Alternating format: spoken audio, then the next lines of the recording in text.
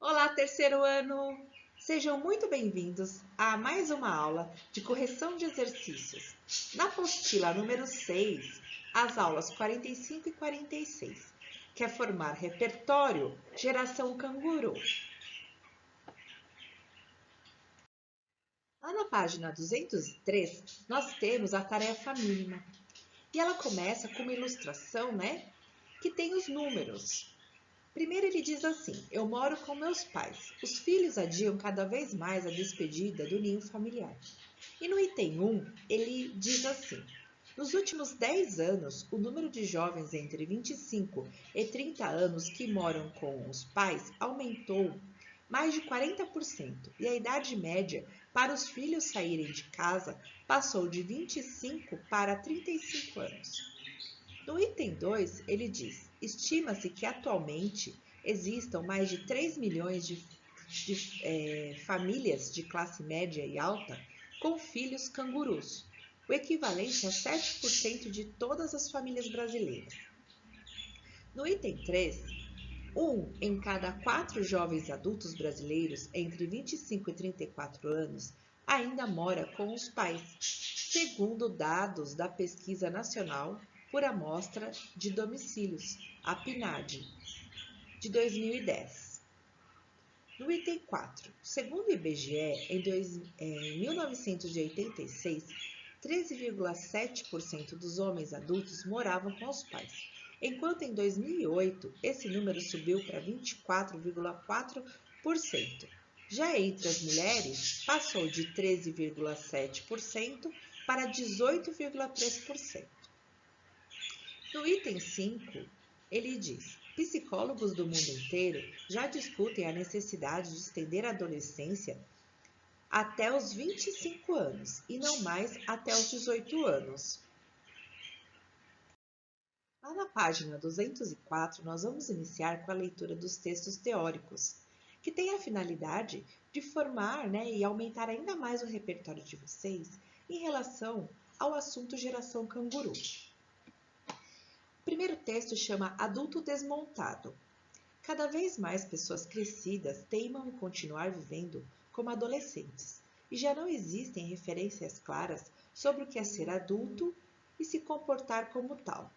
Por que anda tão difícil envelhecer? O cara só usa bermudão e camiseta tipo skatista, fala gíria e masca chiclete sem parar. Mora com os pais, nunca se preocupou em aprender a fazer um nó na gravata. Ele só tem uma comprada para o casamento do melhor amigo. Se nega a assumir o relacionamento com a ficante oficial há mais de um ano. E, para completar, acha que previdência não é assunto que lhe deva despertar interesse. Há alguns anos, tal descrição certamente seria referente a um rapaz de 18 anos. Acontece que as fronteiras etárias se tornaram nebulosas. Atualmente, o perfil acima também corresponde a muitos homens de 35 ou 40 anos. Eles fazem parte de uma turma que anda com uma certa dificuldade, para não dizer aversão, de encarar a vida adulta, como ela é conhecida. Aquela vida chata, mas inevitável, cheia de responsabilidades e suas consequências, como, por exemplo, trocar a lâmpada queimada da geladeira, lembrar de pagar o seguro do carro, usar terno e gravata ou salto alto, quando for necessário, concordar em estabelecer vínculos verdadeiros com os outros, enfim, aceitar a maturidade e assumir de vez o controle da própria vida. Está parecendo papo de gente careta? Cuidado, você pode ser o cara descrito ali atrás, um adolescente em potencial. Próximo texto, por que é difícil crescer? Não faz tanto tempo, coisa de 30 ou 40 anos atrás, as opções de estilo de vida eram tanto restritas. As mulheres eram educadas para se casar e ter filhos, já os homens para serem chefes de família e manterem um emprego estável. Enquanto atingiam esse estágio, pronto, se tornavam adultos aos olhos de todos. E se fugisse disso, causava uma certa indignação. O negócio é que os dias de hoje, ainda bem, permitem outras escolhas que não são mais marginalizadas. É possível não casar, trocar de emprego toda hora, não ter filhos, deixar a faculdade para mais tarde, morar fora do país. O leque é infinito. Isso é bom, por um lado, uma vez que a vida passou a ser menos restritiva, afirma a psicóloga Maria Tereza Maldonado, autora do livro Maturidade. Mas, por outro, gerou a cultura do transitório, do descartável, algo típico do comportamento adolescente que não se preocupa em se responsabilizar por nada. Ninguém quer mais nada ao longo prazo que gere comprometimento, uma vez que isso implica em renúncias, tolerâncias, paciência e principalmente maturidade emocional. Próximo texto: maturidade versus caretice. Mas o que acontece quando adultocente tem filhos? Aí é que está. Como a idade cronológica dessa turma passa dos 30, é evidente pensar que a geração dos eternos imaturos está procriando. O fenômeno tem chamado tanto atenção que, segundo a revista americana New York, já existe até um nome para esses pais: os grooms. Trata-se de uma contratação da palavra grown-ups, adultos em inglês, e se refere a um episódio do seriado Jornada nas Estrelas em que aparece um planeta governado por crianças, uma vez que os adultos desapareceram, vítimas de um vírus. Existem vários tipos de grupos. Aqueles que escutam as mesmas músicas dos filhos, se vestem da mesma forma e que são ainda mais agitados do que as crianças. Ou ainda aqueles que disputam com eles o chocolate, o controle remoto da televisão, o videogame, o tempo na internet, a minissaia, o comportamento de não tomar nenhuma decisão para não ter que abrir mão de nada, que deveria ser típico do adolescente, passa a ser dos pais. A mãe e o pai servem para dar referências, concentrar o poder decisório para definir o sistema hierárquico. É por essa falha que vem sendo comum os jovens chamarem seus pais pelo nome e se referirem a eles como irmãos, diz Assunção. O X da questão é amadurecer, virar gente grande. Não precisa ser algo obrigatoriamente chato, como todo mundo pensa. Claro que pode usar bermuda e jogar videogame com os filhos, mas existe uma diferença do ponto de vista emocional, e é ele que conta. Uma pessoa que passou da fase adolescente para a fase adulta é aquela que adquiriu a capacidade de tomar conta da própria vida, de responsabilizar-se por si mesma e por aqueles que precisam dela, afirma Maria Tereza. Só isso. Ninguém é obrigado a deixar crescer um bigodão, cultivar a barriga de chope, comprar um carro sedã ou começar a ouvir Ray Conniff para entrar no enfadonho mundo dos adultos. Também não precisa casar, ter filhos, um emprego estável com carteira assinada, almoçar na casa da sogra e criar labradores sorridentes correndo nos jardins de uma casa própria. Nada disso define um sujeito maduro. Essas são apenas escolhas de um determinado estilo de vida, que ficou impregnado na nossa mente como estereótipo de adulto. É preciso relativizar essa definição de amadurecimento, uma vez que normalmente ela vem contaminada por um senso moral, diz o psiquiatra Luiz Kunischnir, da USP, autor do livro Homem, um pedaço adolescente. O que significa ser adulto? Ele é um sujeito que trabalha honestamente pelo país, é chefe de família, tem filhos? Como saber se ele, nos bastidores, não tem atitudes infantis como manter 1000 amantes, humilhar a esposa, sonegar imposto de renda ou puxar o tapete dos colegas de trabalho? Esse cara continuaria sendo adulto mesmo assim? O que importa de verdade não é a aparência, muito menos a escolha do estilo de vida. O que vale é a maturidade emocional. E isso, um surfista ou roqueiro pode ter muito mais do que um bem-sucedido empresário. Aceitar a própria idade. Para garantir a idade adulta com dignidade, a primeira coisa a lembrar é que não tem jeito. Nossas células têm um tempo de vida e ninguém permanece criança para sempre. Ou seja, por mais que exista uma enxurrada de propagandas exaltando o valor e a beleza da eterna juventude, Você vai sim ficar velho, querendo ou não. Então, um bom começo é fazer as pazes com o tempo. Se você envelhecer sem amadurecer, certamente estará em débito com a sua vida emocional, psíquica e física, diz Luiz Kuhnschnir. Por outro lado, para a manutenção do equilíbrio, é preciso preservar para sempre dentro de nós o lado criança e adolescente da vida. É ele, por exemplo, que nos oferece a capacidade de aprender sempre, de nos adaptar às novas situações, de estar abertos a novidades e a um mundo de descobertas. Não fosse assim, quem hoje tem mais de 30 anos não saberia como usar o celular ou mandar um e-mail. Mas qual seria então o ponto ideal do amadurecimento? Primeiro, tudo vai depender da referência e dos olhos de quem observa. Uma criança de rua que trabalha desde os 5 anos de idade pode ser muito madura. Depende do que a gente valoriza como maturidade. Segundo Kushner, o amadurecimento está ligado à forma como a estrutura emocional se ajusta ao meio em que vive. Não dá para ir de chinelos a um casamento, nem deixar de declarar o imposto de renda. Isso seria sinal de maturidade, de alguém que não se adapta ao meio em que vive. Mas é perfeitamente possível fazer a declaração em casa em 5 minutos antes de jogar uma partida de videogame e de chinelos. Homem, um bicho criança. O ser humano é um animal que prolonga sua infância ao máximo. Isso, na linguagem dos biólogos, se chama neotenia. Nenhuma outra espécie se compara a nós nesse quesito. De acordo com o etólogo, especialista em comportamento animal, César Hades, da USP, essa característica é uma bela vantagem.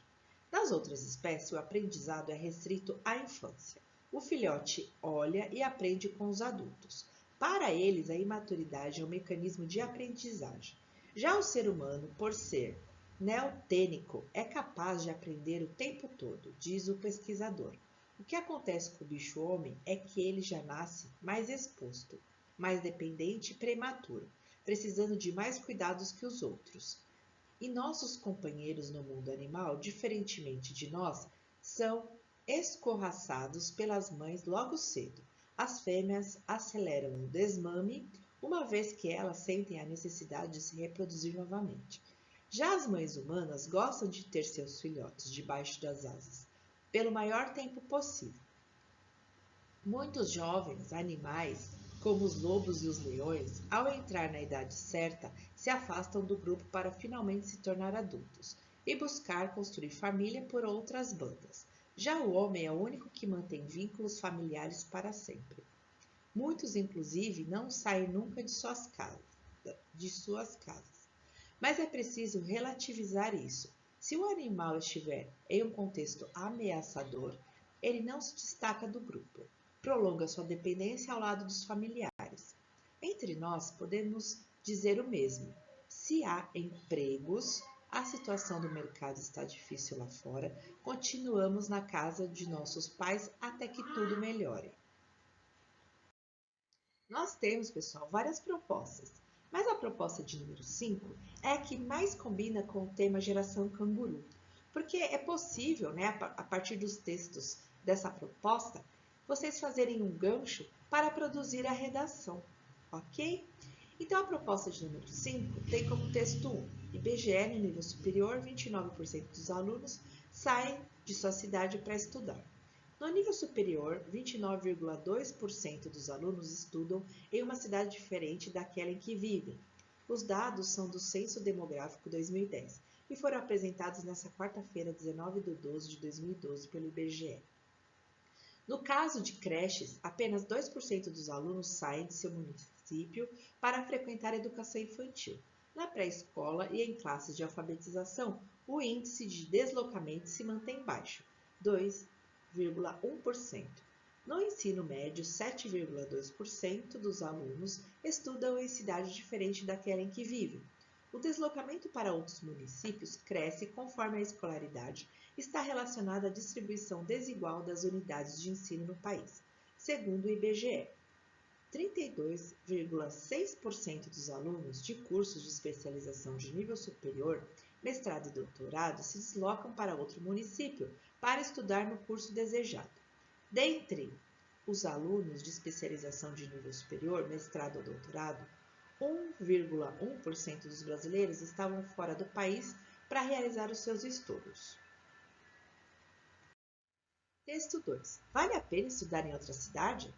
Quem já pensou em sair de sua cidade e estudar longe de casa tem lá seus motivos. Pode ser a vontade de estudar em uma universidade de prestígio, a vontade de fugir dos grandes centros em busca de uma vida mais calma, a dificuldade em ser aprovado numa universidade pública da região ou até a necessidade de se ver mais independente dos pais. Qualquer uma das opções é uma experiência e tanto, e é, de longe, a forma mais rápida de adquirir maturidade. Morar em uma cidade estranha implica em adaptação. Ficar a quilômetros de distância dos pais pode ser divertido, mas é uma responsabilidade enorme. Abastecer a despensa, os armários, organizar a casa, cozinhar, fazer movimentação bancária, andar de ônibus. Não. Esta não é a pior parte. A pior parte é aprender a dividir as tarefas e a casa com outros estudantes de que você nunca ouviu falar. Raramente os pais conseguem bancar um AP só para o filho e as opções variam entre pensões, pensionatos, repúblicas ou dividir um apartamento com outros estudantes. Em qualquer uma das alternativas, o desafio é compartilhar um espaço com pessoas de culturas, costumes, personalidades muito diferentes. Nesses casos, o mais sensato é agir com disciplina e tolerância. Disciplina para cumprir com acordos prévios entre os moradores e tolerância para lidar com as diferenças e conviver harmoniosamente. Texto 3. Os melhores anos de sua vida. E agora? Se eu passar, como será? Como será viver longe de meus familiares, numa cidade tão distante da minha? Será que aguentarei? Claro que aguentará. Aliás, não só aguentará, como também se sentirá o tempo todo premiado por sua decisão. Você sabe que o momento do ingresso em curso superior, em um tão sonhado curso superior de qualidade como são os da Unesp e o de outras universidades públicas, é um momento de passagem de mudança de crescimento. É o marco de sua afirmação como uma pessoa que, por necessidade da própria existência, se tornará em breve independente e ativa. A universidade traz realmente esse símbolo pessoal para você. O curso que fará não será mais um curso, será o curso. Nele você estabelecerá aos poucos suas metas futuras de trabalho, analisará as possibilidades de exercer a sua profissão em sua cidade ou aceitar propostas em lugares ainda mais distantes, mas com perspectivas de um crescimento profissional consistente e definitivo. O curso universitário é, de certo modo, o ensaio de toda a sua vida futura. Mais que isso, é já uma parte de sua vida futura. Não fique pensando, porém, que a passagem pela universidade seja aquela coisa careta, lotada apenas de seriedade em que não cabem momentos de alegria e prazer. Muito pelo contrário, a grande maioria das pessoas formadas por universidade, quando indagadas a respeito de como julgam o tempo que passaram no campus, abrem sorrisos de saudade e começam a narrar suas reminiscências. E são sempre boas reminiscências. Nada mais natural. Os campos universitários representam uma espécie de microcosmo, uma comunidade formada por indivíduos otimistas em busca de realização. Lá acontece de tudo, desde a seriedade das reflexões e das tarefas das diferentes disciplinas até as relações sociais mais gratificantes, sem falar no prazer das atividades culturais e mesmo das brincadeiras, que por vezes trazem tanta euforia quanto as da infância. Agora vamos para a proposta. Os textos apresentados como apoio focalizam uma das questões mais importantes para os estudantes de cursos superiores que terão de residir em cidades distantes da sua. Você já deve ter pensado muitas vezes nesse assunto e, por certo, ter opinião formada a respeito. Com base em sua experiência e levando em consideração os textos apresentados, tudo o que vocês viram até agora, bem como a letra do poema Saudade de Minha Terra, escreva uma redação de gênero dissertativo, empregando a norma padrão da língua portuguesa sobre o tema curso universitário em outra cidade, motivações e desafios. Boa produção! Muito obrigada pela sua participação. Nos vemos em nossa próxima videoaula. Um beijão para vocês e até!